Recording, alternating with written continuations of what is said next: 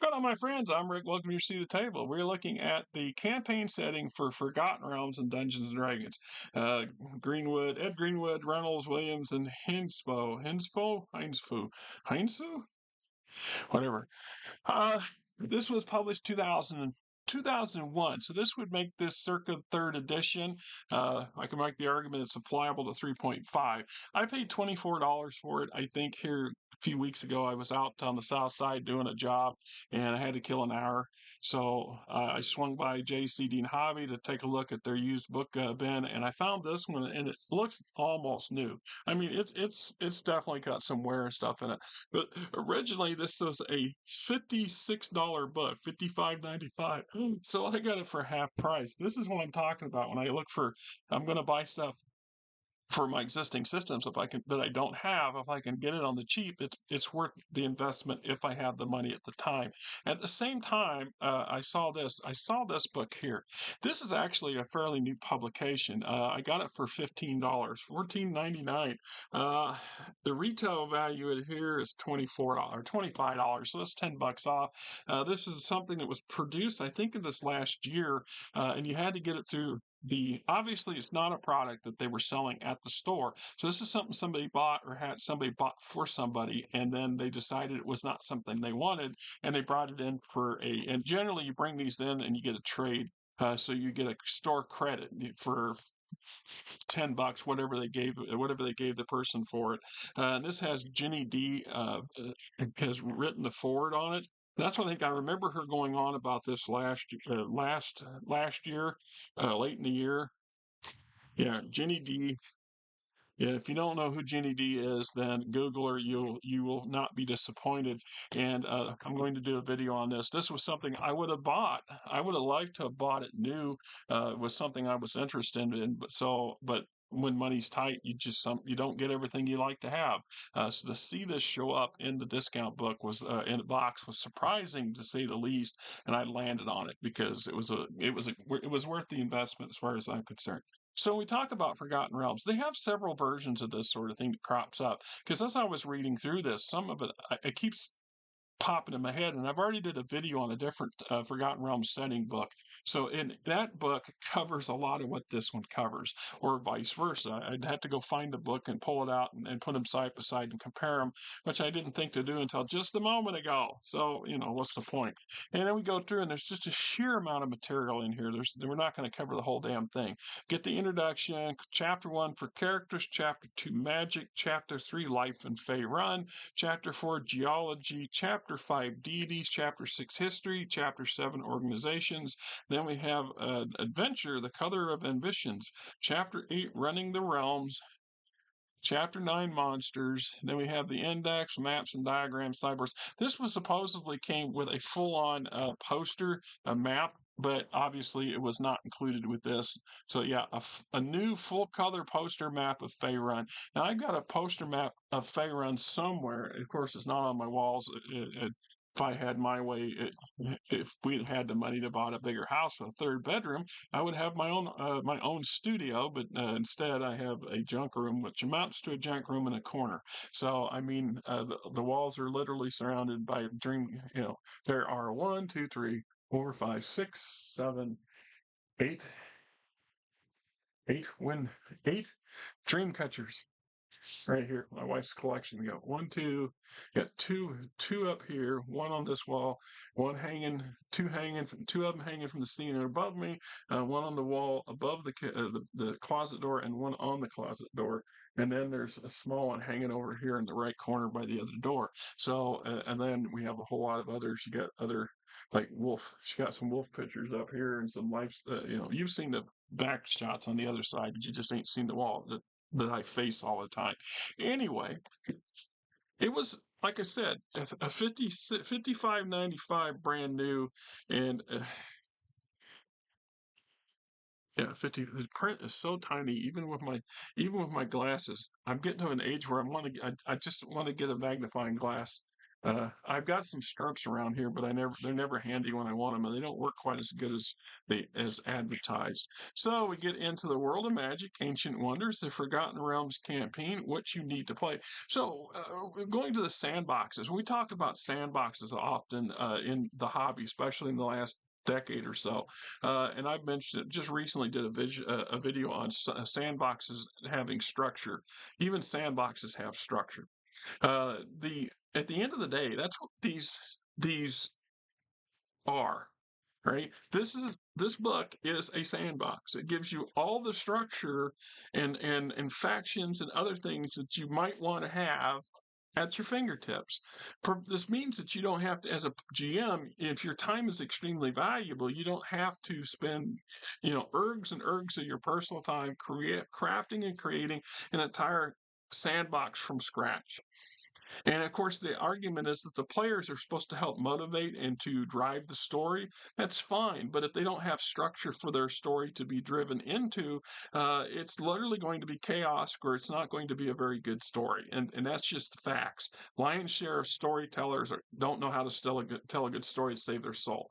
And if you're just doing piecemeal additions because you on a lark, how is that going to play out in the long run? If you get some good players at your table that you can pull that off, hey, great, good for you.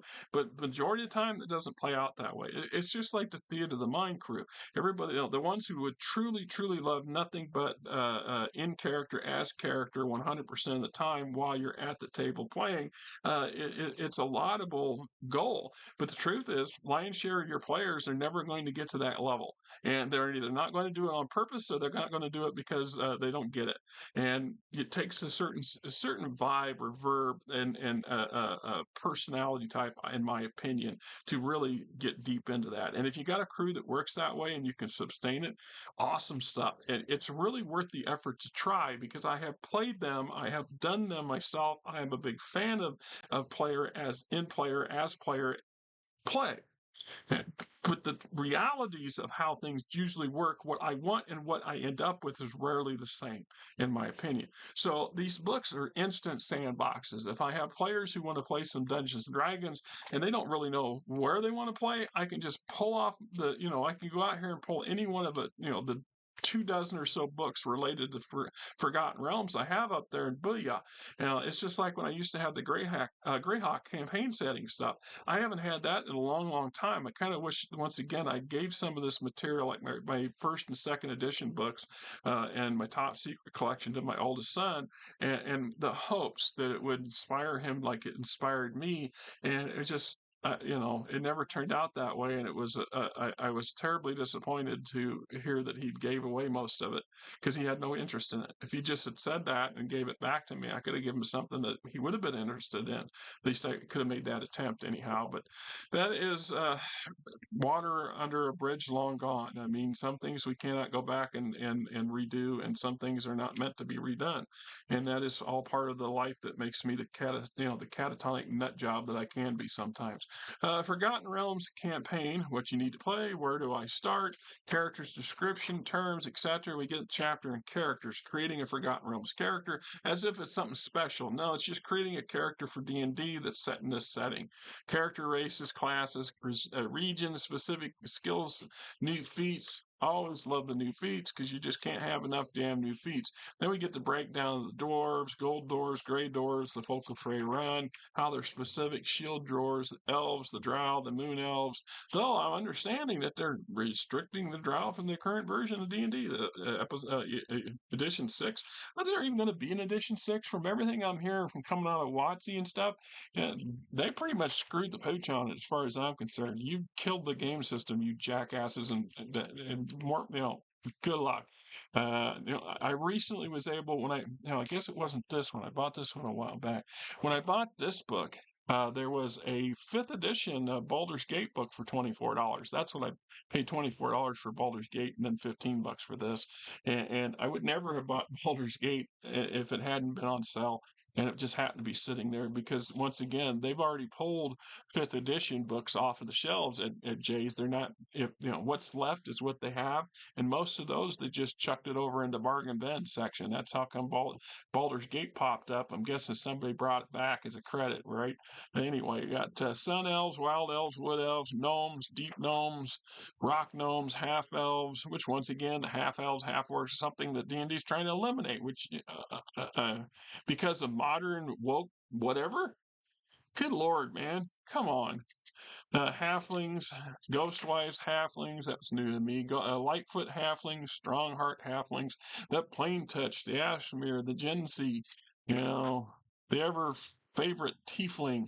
Powerful races. Then we get classes: barbarians, bards, clerics, druids. The basics. You know, fighters, monks, paladins. Druid circles, monastic orders. A couple examples of the Shining Hand, the Old Order, the Long Death, the Hidden Fist, the Yellow Rose. Then we have the special Paladin orders, Anzuth, Helm, Lanther. All these are named after a god, of course. Ranger, Rogue, Sorcerer, Wizard, Mage Runes, character regions. Sometimes your region where your character came from can give you some special advantages, regional feats, bonus language, automatic languages, equipment that's native to your region kind of stuff. And we've got a lot of different region material in here. We got new feats, additional feats, arcane preparation, arcane schooling, artist, blooded, cosmetologist, daylight adaptation, disciple or don't discipline, greater spell focus, improved familiar, mind over body, shadow weave magic, signature spell, silver palm, thug, stealthy, street smart, strong soul. Then we get into character description, religion, vital statistics. Why choose a patron deity? You know, See, choosing a patron deity provides you with context in the world, particularly if you're known to serve your deity's causes. Character with Helm as her patron is more likely to get assistance, timely healing, a place of refuge, and access to divination and other spells from the Church of Helm in times of need. A bard whose patron is Tymora might have a better chance of convincing a group of Tymora wielding, worshipping bandits to talk peacefully instead of fighting. Of more concern to most adventurers, a character who dies without a patron deity cannot be raised from the dead by any mortal means short of a miracle or wish. Right? Choosing a patron, I don't remember that being a thing, but apparently it's a thing. Or I just never cared that it was a thing. You have some new prestige classes: the arcane devotee, the archmage, divine champion, divine disciple, the divine seeker, the guild thief, the harper scout, the Hatharan. Hatharans comprise an elite sisterhood of spellcasters who lead the Rashomon. They're also known as the Witches of Rashomon within the borders of Rashomon. Their powers are greater than other spellcasters that are level. So from a regional perspective, they're far more powerful in their region and their home area than they are outside. The Hierophant, the divine spellcaster raises high in the services of a deity, gains access to spells and abilities which lesser faithful can only dream. Right? The purple dragon knight, the red wizard, the runecaster, the shadow adept. Then we get into chapter on magic, the weave, wild magic, detecting wild magic zones, Mistra and the weave. Effects of wild magic zones, it's like, random chart here. It's always like suppressing wild magic, dead magic, detecting dead magic, effects of dead magic, spellfire, spellfire again, secret lore, the shadow weave, the magister, and the story of spellfire.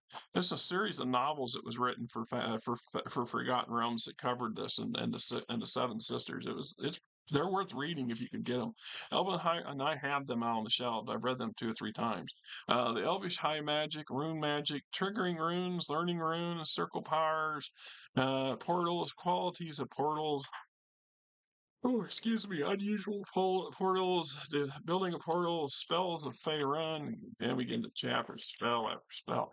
Life in Faerun, times the season, day and night, calendars, see, all this stuff that you would need for stuff that if you create yourself, you don't give any consideration to for the most part. How many hours in the day, how many months in a year, kind of stuff. Unless it comes up in game, most of the time we don't give a, we really don't give a crap unless you got somebody who's really detail oriented when it comes to keeping track of the company law, the group's adventures and things like that, then they want to know that stuff. Then you need to come up with it. Or in this case, already provided for us.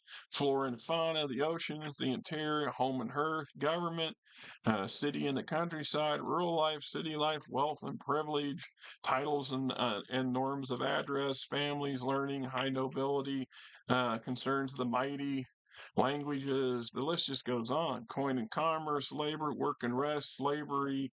Something nobody wants to talk about, but it kind of goes with some of the beef. Agriculture and industry, crop farming, mining and metalwork, livestock, paper making, and book binding. See, that's one of those things when we talk about, or I talk about, when people are going to do their backstories, and some people get really elaborate, and that's okay. Although there is such a thing as being too elaborate in some people's argument, and I will cross that bridge on occasion too when you get way too much detail on somebody's backstory for a character that's only first level, but they got enough backstory for a 10th level character. That's a bit problematic.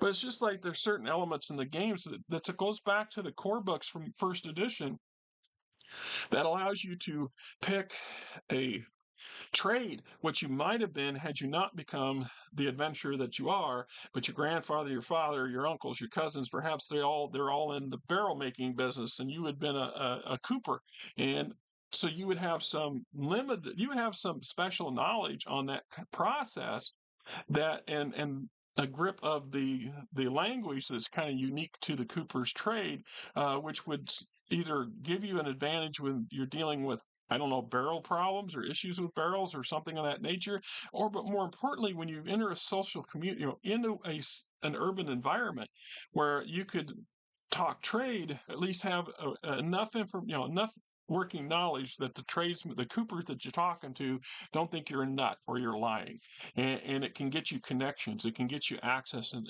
through a back door to places that you might want to get into and things like that. It's just being clever and creative.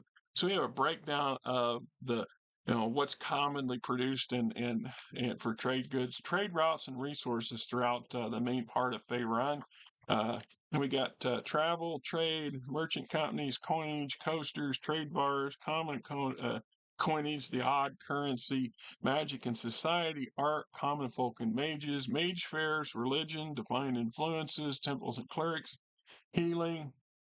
Yeah, wind keeps kicking up out there. Crafting and engineering, fortifications.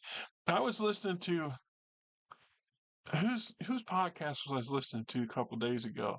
And the fellow kept asking me, or not asking me, but somebody else kept asking him about sieges. Can you do sieges and conduct sieges in D&D? And of course he said that. Now he said yes, you can, and he pointed out a few places, and I immediately jumped in and said, well, absolutely. Second edition has the Castle Guide, for example. That Castle Guide source book has a whole section on conducting sieges, resolving sieges, and siege weapons. And then siege weapons crop up in the earliest equipment guides and some of the for D&D. So yeah, the concepts are there. So we have even another section for craft engineering and fortifications and stuff dealing with that sort of stuff. Now, would you want to conduct a siege in Dungeons and Dragons? Well, I have done several, but the question that never, we couldn't quite all agree on was this guy talking about a tabletop war game version of D&D, which the whole game is originally designed to be played that way. So yeah, if you want to get all your miniatures out and have a castle and encircle them and play it out, then you can do that. But from a role playing perspective, my comment to him to that effect was, yes, I run a number of sieges, but generally speaking, the siege is the background. The only thing that's pertinent to the story is what the player characters are doing at the siege. So the focus is on the player characters and what they're doing at their corner of the siege. Meanwhile, the siege is ongoing, so things are happening. If there's an attack ongoing, then people are attacking from various directions or a concentrated direction, while the defense or the offensive catapults and ballista stuff are firing. You don't need to have all that played out unless you're playing a board game. You don't need to worry about that stuff. You just have that as background noise for the characters achieving their goal. Perhaps their goal is to somehow scale one of the walls so they can secure a side door so the invaders can invade the castle better. Or from the other perspective, the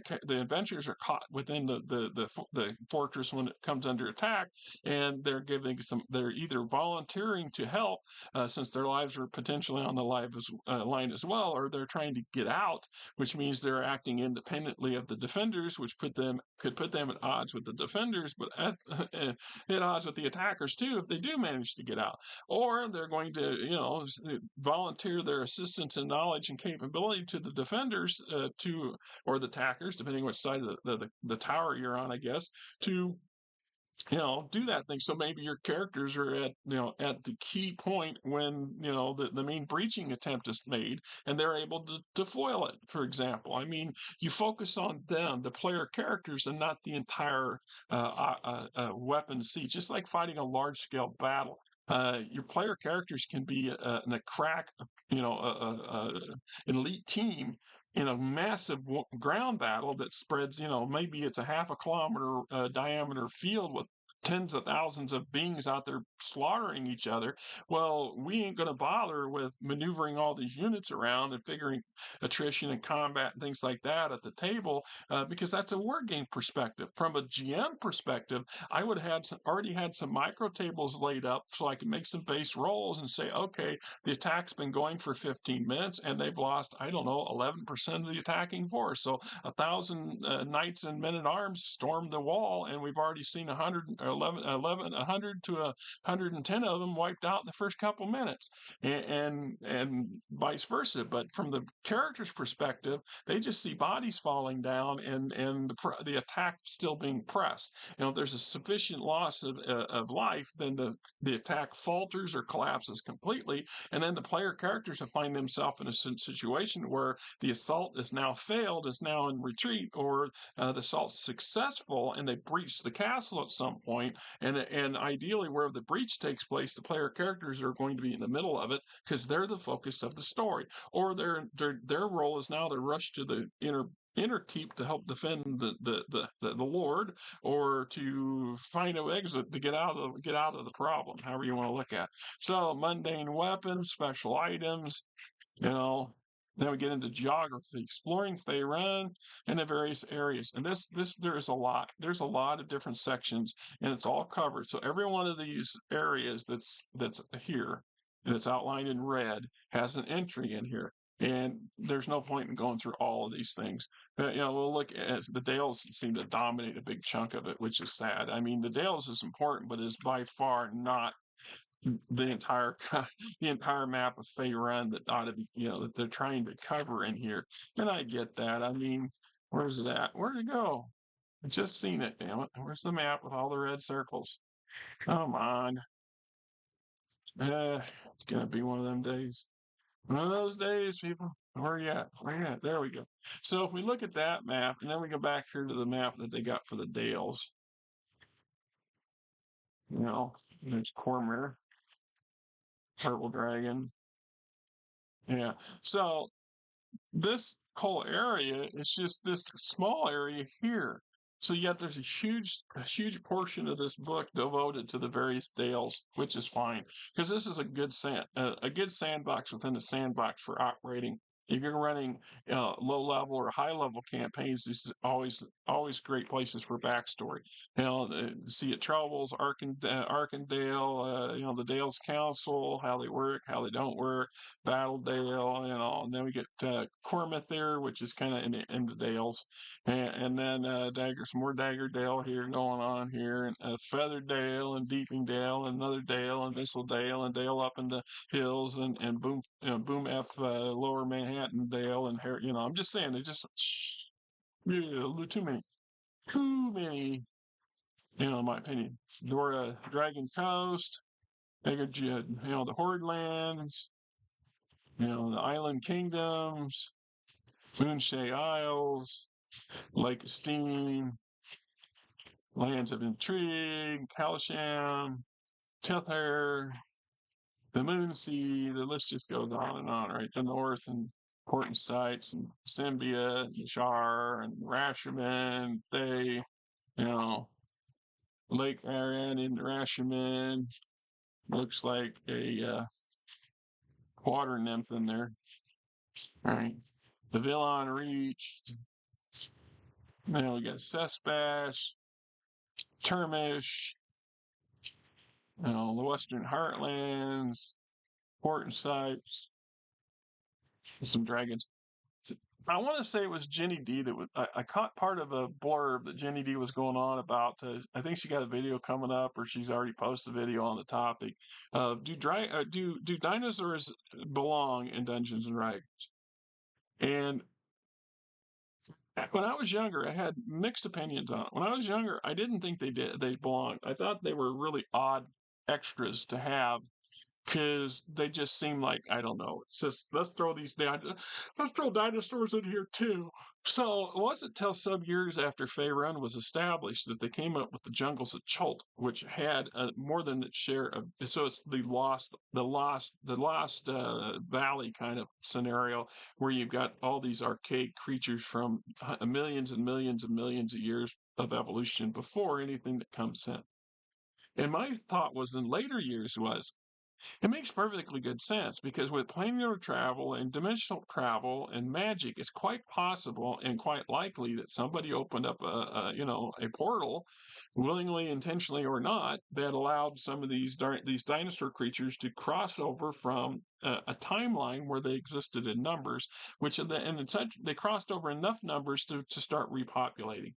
And that makes sense for them to exist. But I've also had some campaigns. I did one campaign where dinosaurs, and I forget, it was based on it was either based on some toy line or it was based on some anime or cartoon series I've never seen, but I've heard of vaguely.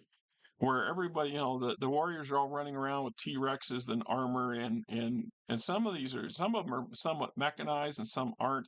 But the idea that so we ran a campaign where raptors were like trained dogs that would kill you and eat you, and T-Rexes and other big behemoth, you could turn them into ferocious mounts and use them as weapons of war. And it was I was younger and the table was younger, so it went over well. It's kind of a case by case thing, in my opinion. It's kind of off on a tangent on the damn dinosaur thing. Anyhow, regional history, plots, and rumors, right? The Sea of Night, Beyond Faerun. Then we get a chapter on deities. The thing about Dungeons and Dragons is religion's the cornerstone of everything. It just takes such a huge volume of what goes on in the setting. And for a lot of people who are not religiously inclined, this is one of these sections that get overlooked a lot or it gets abused a lot. And that's why I think you find a lot of new game systems that came out in the decades since D&D premiered that have swerved away from. That's one of those huge building blocks or cornerstones of the Dungeons & Dragons universe that do not translate or are not willfully translated over to new systems in the size and scope that we see that has developed over the decades in D&D. So it's like all this whole chapter on all these gods for Faerun is all fine and dandy, but I've got enough books that already cover all of them from one level or another. We're not really gaining anything new or anything flashy. I mean, there's a few additions that were not in the older Pantheons.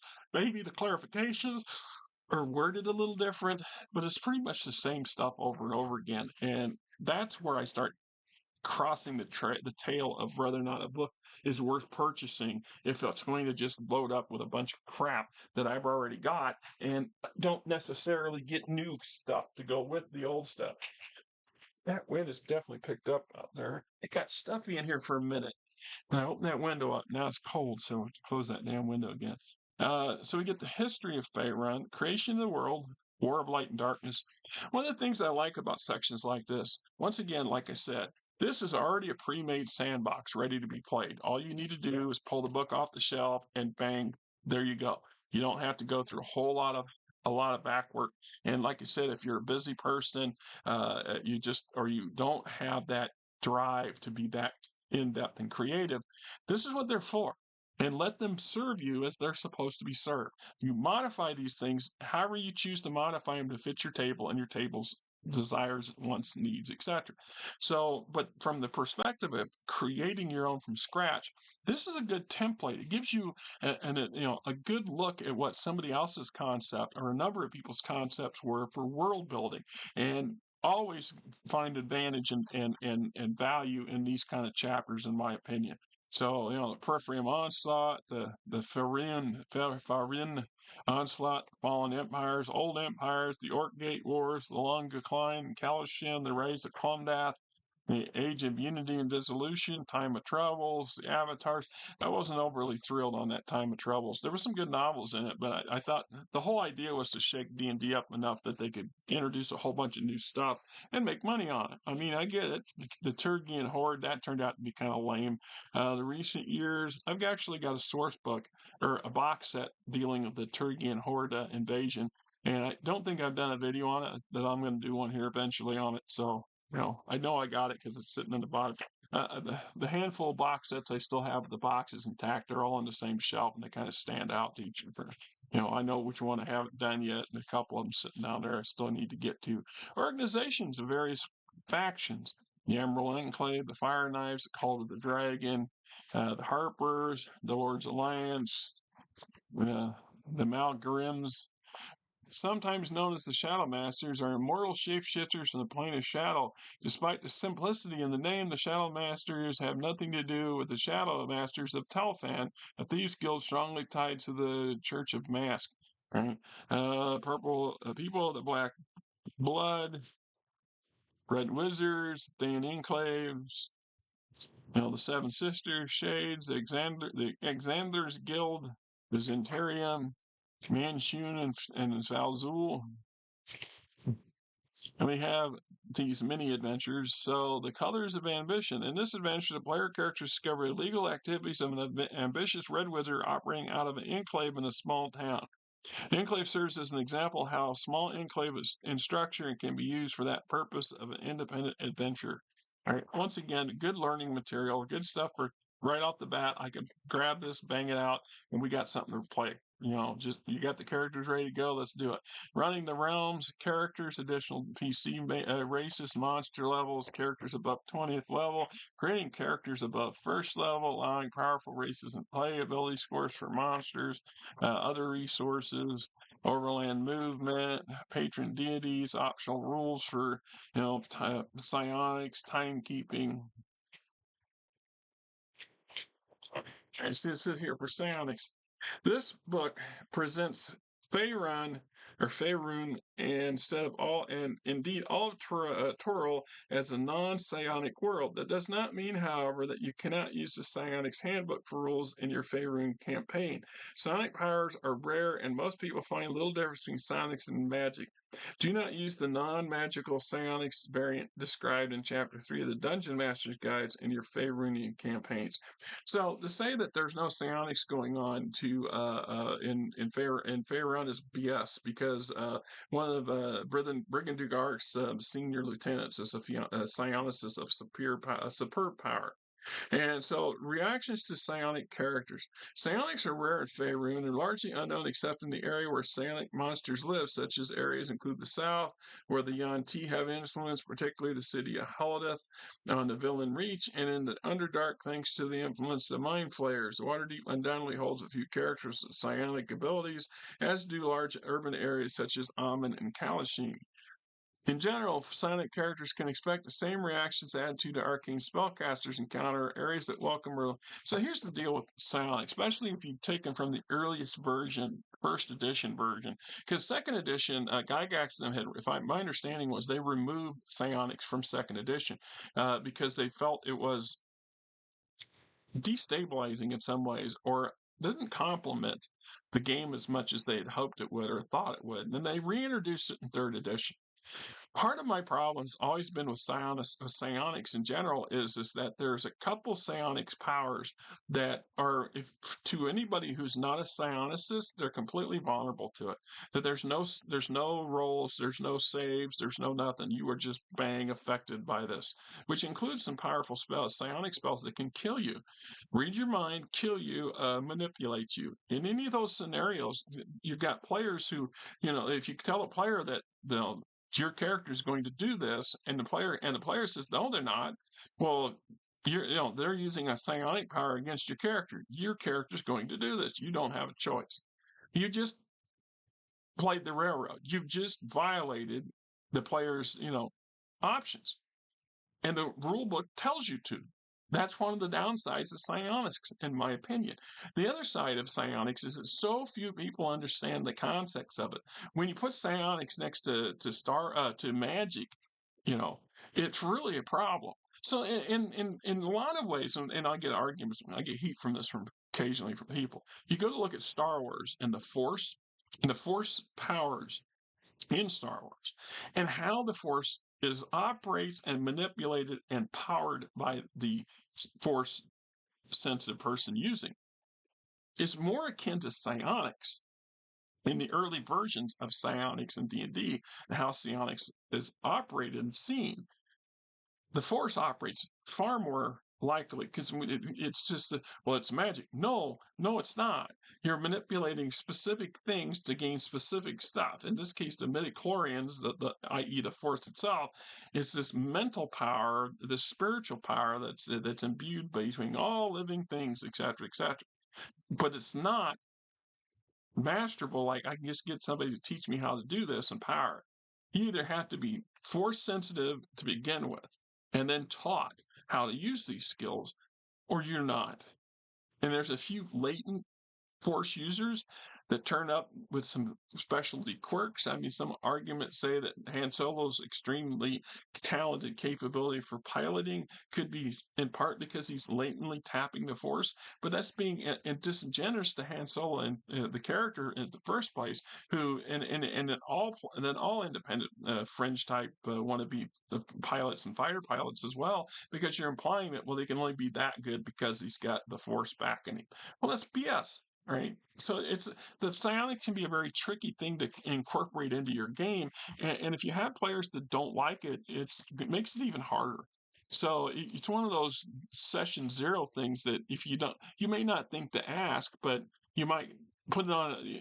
There's a short list that most game masters should have of things that they're going to accept, things that they're okay with, house rules wise or table rules wise, for their campaign and for their game. And then it should be brought up at this session zero thing when I say, look, what do you think of psionics? Should we have psionics in the game or not?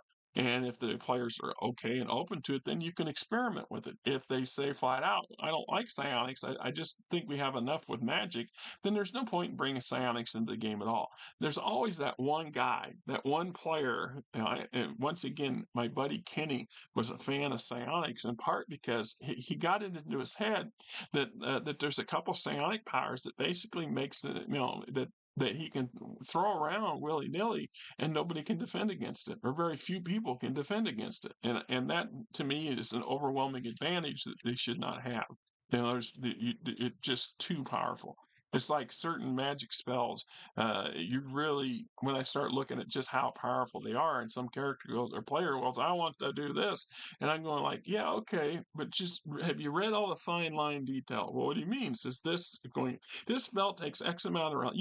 It could be 10 rounds of combat before your spell goes off because it's that complicated. So what are you doing in those 10 rounds while your buddies are out there trying to stay alive? And are your buddies going to end that combat 6 rounds in before your spell you're even finished casting your extremely elaborate and powerful spell, that kind of thing. Running the game, timekeeping, tracking time, right? And this is one that's always been my fan, the journal. The most accurate and thorough way to keep track of passage of time in your game is to create a campaign journal. A blank grid like a monthly appointment book works good. You can number the days they appear, etc., etc. And we got 10 days versus weeks. In Faerun, they have a 10-day, so there's 3 10 days in a month, so you have 3 weeks that are 10 days long. And we don't argue about how it works because I don't care. Just the way that they decided that was how their calendar was going to be. It's like timekeeping. The calendar of Faerun, excuse me, is described in Chapter 3, Life of Faerun. Many of Dungeon Masters find it useful to keep a close eye on the passage of time. One for one. This came up in another YouTuber's channel in the comment sections and reminded me I'd forgotten about this some years. We go way, way back. And Gary Gygax was this big fan of one-on-one time being 1-to-1. And what they meant is that you spent the same amount of time in the real world playing the game as the amount of time you played in the fake world. So if you sat at the table for 5 hours every 2 weeks, then 2 weeks of real time potentially has passed, or everything comes to a static halt. So the only thing that occurs is the 5 hours that your players are at the table. So if you're only active 5 hours and your character's suspended the rest of the time, then there's no time for other growth. So they got to get those experience points and that training in it gave at the table. This was one of the reasons that Guy Gash was a fan of everybody having multiple characters, that you had 2 or 3 characters available. So in case one of your characters needed to be down, so if your character needs to recuperate, that character can then officially be one-on-one, spending real world time off the table, recuperating or learning spells or whatever it was necessary. And you may need this might take them 3 or 4 weeks or a month or 2 months to achieve this goal or to fully heal or whatever. At that point, they're sidelined, and we don't care about their anything else at that point for them other than their eventual return. So what does your player do? The player breaks out one of the backups. That's kind of the thought. Although there's always been issues with that because sometimes your backup turns out to be more something you'd rather play than the main primary character. Then you have to figure out in game and out of game how to address that situation and what to do about it, how to go around it. So option rules, patrons, deities, and the dead running the game, terrain and movement. Oh, back to tracking him. The journal. That was my biggest fan thing. Is the most accurate and thorough way to keep a track of a page in your games. Create a campaign journal, a blank grid of monthly blah blah. So I've got plenty of these things laying around here. You've seen me use them with other stuff. So I will have this, and this is an example that I can go in and see what is. I haven't played a session for my my would-be game, Interstellar Frontiers, in a long time.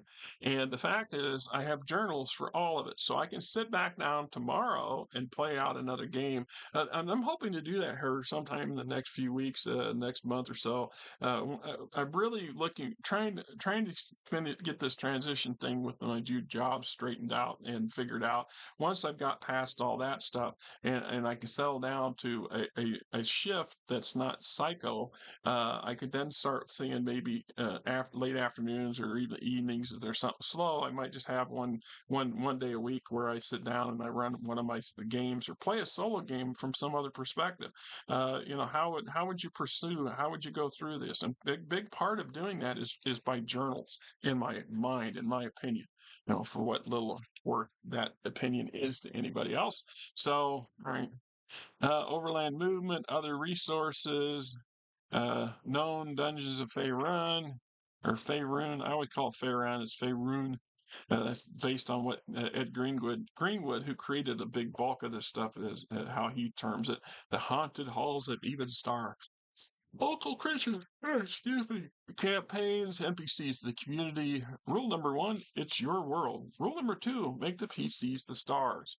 Right? As we get into the arguments of this, player agencies and letting the players run things and be in charge of everything. Sure, to a point.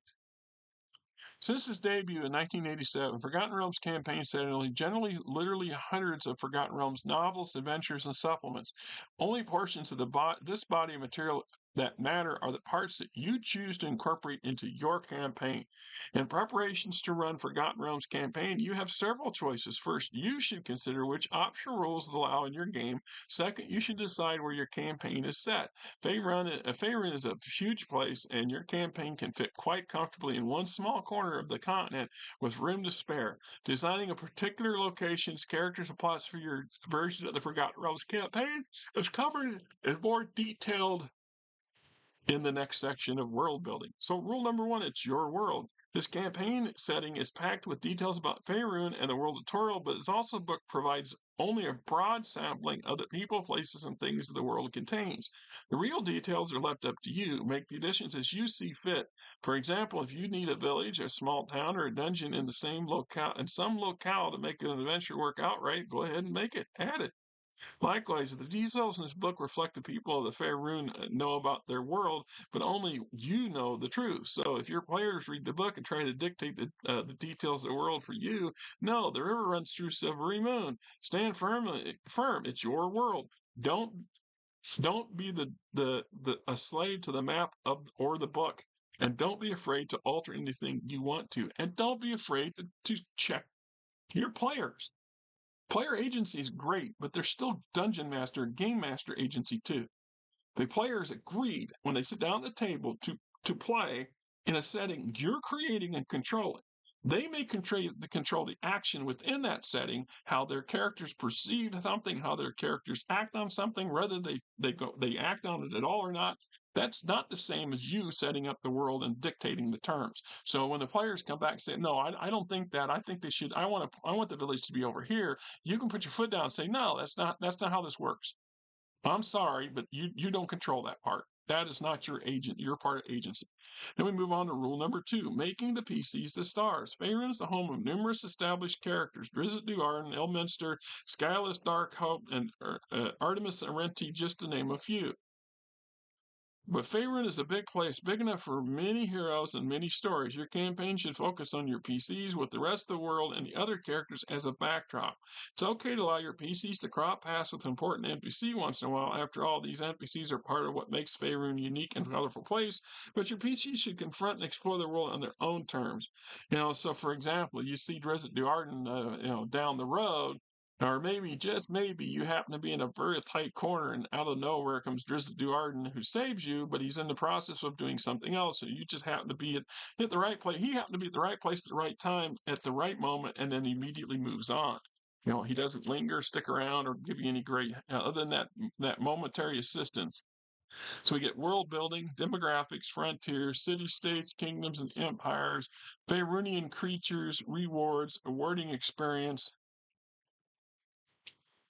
Yeah, see, that's always been. There's a formula. There's a number of formulas on how we word experience in D&D, and a lot of you notice that a lot of other campaigns, a lot of other game genres do not have experience points at all. They have some vague things that allow them to increase and grow stuff and stuff, but not to the degree that experience it plays XP plays in D&D in my mind. So it has little ideas and stuff here to help you work through that if you want. Games of gems of Faerun. I always like these secondary because they really useful when I need to pop up a few things. You got some random scrolls and other stuff. The green bones. All right. Or the green bottles.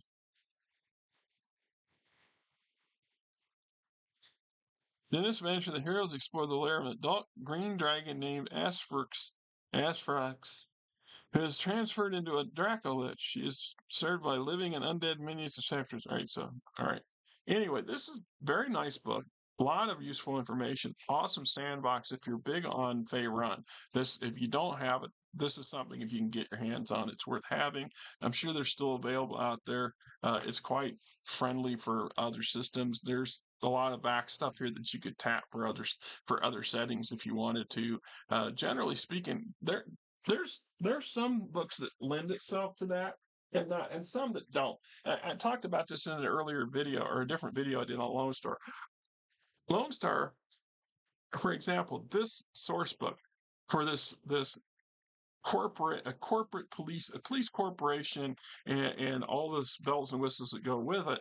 This is quite adaptable to other game systems when I need them if it's in the setting. So, for example, I've used this in Star Wars more than at least 3 or 4 times, so more than a couple times, as source information for local police constabularies or large cities, large planet heavily populated worlds, and their police forces when I wanted some more detail and I didn't want to try to create it myself. And there are some Star Wars source books that include some of that stuff, but not to the extent that this one did.